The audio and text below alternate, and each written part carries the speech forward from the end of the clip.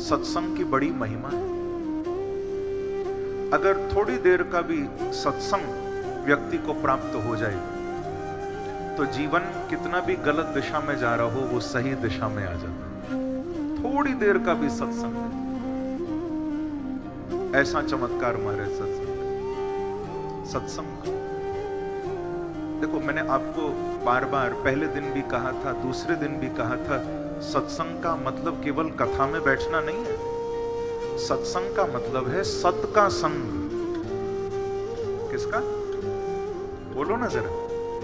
सत। अब सत कौन है ये आप समझिए, आप खुद जानते हो। सत कोई और नहीं, सत ठाकुर है। सत मेरे बांके बिहारी, उनका संग ही सत्संग है।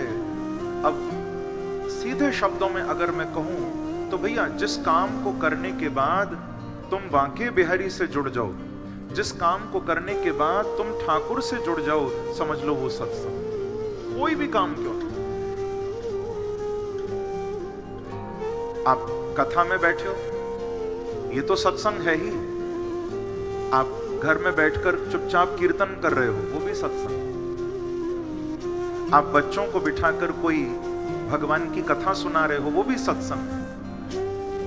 आप अपनी दुकान पर बैठे हो और दुकान चलाते चलाते तुम्हें बिहारी जी याद आ गए।